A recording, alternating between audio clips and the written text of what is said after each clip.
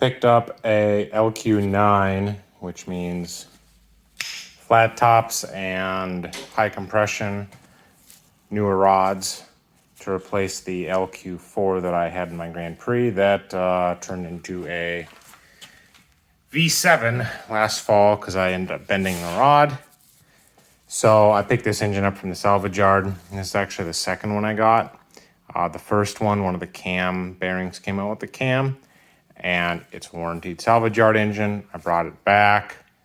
I was not willing to pay the warranted price for an engine that had a spun cam bearing. I just wasn't sure what would have to be done in the block. It also didn't help that it was the number 3 journal, so it was really impossible to get to and really inspect. So I got this engine, prepping it for installation in the Grand Prix.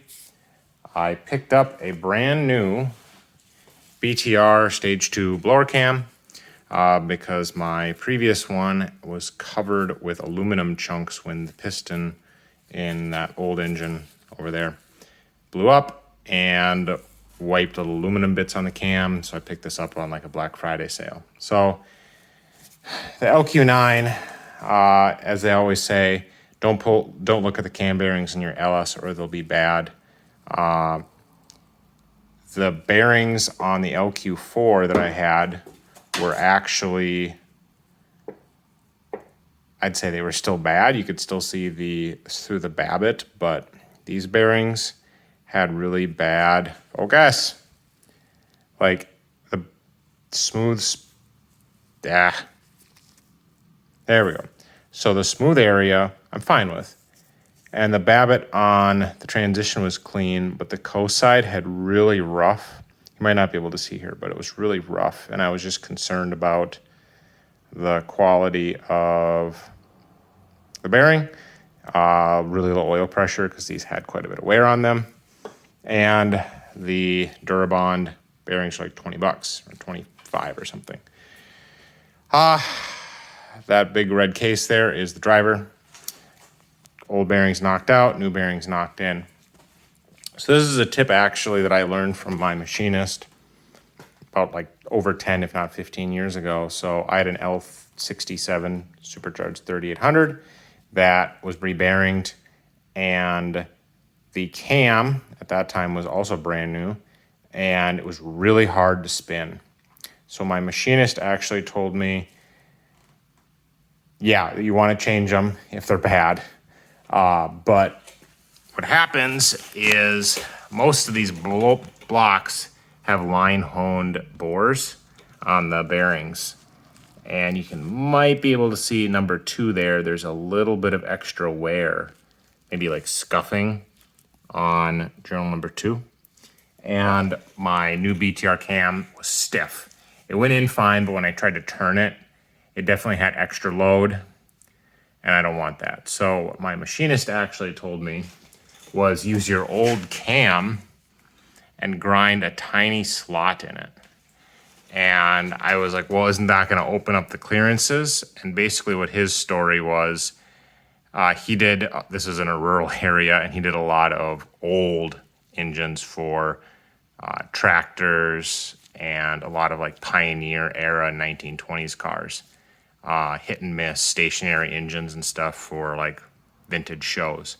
And he said a lot of old engines, the cam bearings often have poured metal babbitt bearings for the cam. So there isn't even an insertable bearing. They just poured babbitt around the cam, and that was fine. And he said the loads, the journals on an LS cam are very large relative to the actual force. So you've got a lot of hydrodynamic lubrication in the journal.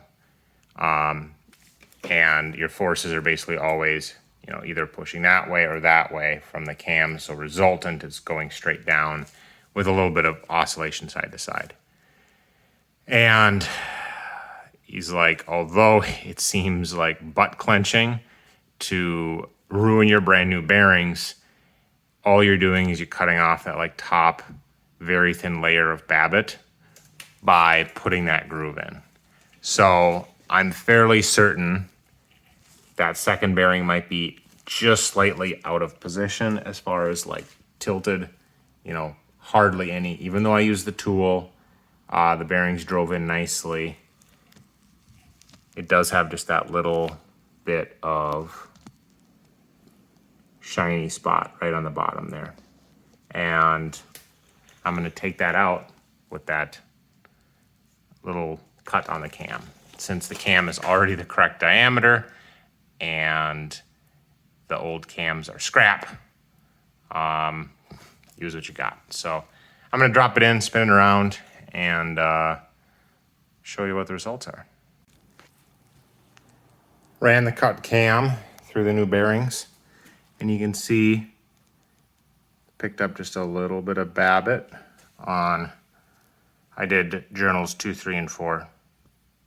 It picked up just a little bit.